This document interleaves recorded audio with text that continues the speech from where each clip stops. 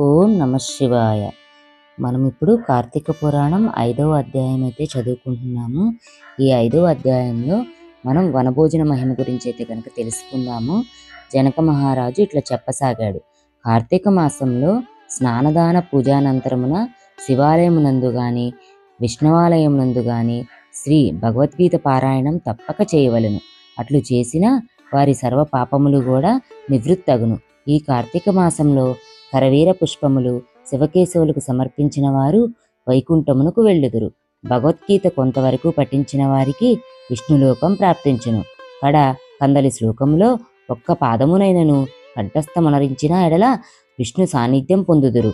కార్తీక మాసంలో పెద్ద ఉసిరికాయలతో నిండి ఉన్న ఉసిరి చెట్టు కింద సాల గ్రామమును యథోచితంగా పూజించి విష్ణుమూర్తిని ధ్యానించి ఉసిరి చెట్టు నీడను భుజించవలేను. బ్రాహ్మణులకు కూడా ఉసిరి చెట్టు కిందనే భోజనం పెట్టి దక్షిణ తాంబూలములతో సత్కరించి నమస్కరించవలేను. వీలును బట్టి ఉసిరి చెట్టు కింద పురాణ కాలక్షేపం చేయవలెను. ఈ విధంగా చేసిన బ్రాహ్మణ పుత్రునకు నీచ జన్మయిపోయి నిజ రూపము కలిగెను అని వశిష్ఠుల వారు చెప్పిరి. అది విని జనక మహారాజా, మునివర్య, ఆ బ్రాహ్మణ యువకునకు నీచ జన్మ ఏల కలిగెను, దానికి గల కారణమేంటి అని ప్రశ్నించగా వశిష్ఠుల వారు ఈ విధంగా చెప్పసాగిరి. రాజా, కావేరీ తీరమందొక చిన్న గ్రామములో దేవశర్మయ్యకు బ్రాహ్మణుడి కలడు. అతడికి ఒక పుత్రుడి కలడు. వాడి పేరు శివశర్మ. శివశర్మ తన చిన్నతనము నుండి భయభక్తులు లేక అతి గారాబమును పెరుగుట వల్ల నీచ సహవాసం చేసి దురాచారపరుడై మెలుగుచుండెను. అతని దురాచారములు చూసి అతని తండ్రి కుమారుని పిలిచి, బిడ్డ, నీ దురాచారములకి అంతు లేకుండా ఉన్నది. నీ గురించి ప్రజలు పలు విధాలుగా చెప్పుచున్నారు, నన్ను నిలదీసి అడుగుచున్నారు. నీ వల్ల కలుగు నిందలకు సిగ్గుపడుతూ నలుగురిలో తిరగలేకపోవచ్చున్నాను. కాన నీవు కార్తీక మాసమున నదిలో స్నానము చేసి శివకేశవులను స్మరించి సాయంకాల సమయమున దేవాలయంలో దీపారాధన చేసిన ఎడల నీవు చేసిన పాపమును తొలగటియే కాక నీకు మోక్షప్రాప్తి కూడా కలుగును. కాన నీవు అట్లా చేయమని బోధించెను. అంతటా ఆ కుమారుడు తిరిగి బదులిచ్చాడు, తండ్రి, స్నానము చేయుట వలన వంటి మురికిపోవుటకు మాత్రమే గాని వేరు కాదు. స్నానం చేసి పూజలు చేసినంత మాత్రాన భగవంతుడు కనిపించిన దేవాలయంలో దీపములు వెలిగించిన లాభమేమి?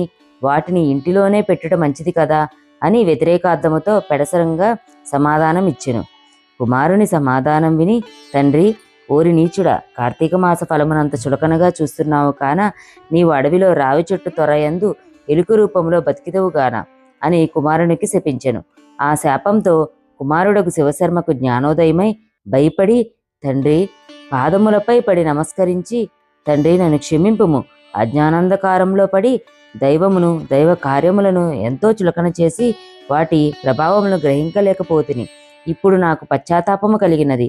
నాకు ఆ శాప విమోచనం ఎప్పుడు కలుగునో, ఏ విధంగా కలుగునో దానికి తగు తరుణోపాయమేదో వివరింపము అని ప్రాధేయపడెను. అంతటా తండ్రి, బిడ్డ, నా శాపమును అనుభవించుచు మూషికముపై పడి ఉండగా నీవెప్పుడు కార్తీక మహత్యమును వినగలవో అప్పుడు నీకు పూర్వ దేహస్థితి కలిగి ముక్తి నొందుదువు అని కుమారునికి ఊరడించెను. వెంటనే శివశర్మ ఎలుక రూపం పొంది అడవికి పోయి ఒక మర్రి చెట్టులో నివసించుచు ఫలములను తినుచు జీవించుచుండెను. ఆ అడవి కావేరీ నది తీరమున సమీపన ఉండటం వల్ల స్నానార్థమై నదికి వెళ్ళేవారు అక్కడున్న ఆ పెద్ద వటవృక్షము నీడను కొంతసేపు విశ్రమించి లోకాభిరామాయణం చర్చించుకొనుచు నదికి వెళ్ళుచుండెడివారు. ఇట్లు కొంతకాలమైన తరువాత కార్తీక మాసంలో ఒక రోజున మహర్షి యొక్క విశ్వామిత్రుల వారు శిష్య సమేతముగా కావేరీ నదిలో స్నానార్థమై బయలుదేరారు. అట్లు బయలుదేరి ప్రయాణికపు బడగలిక చేత మూషికమున్న వటవృక్షం కిందకు వచ్చి శిష్యులకు కార్తీక పురాణమును వినిపించుచుండిరి.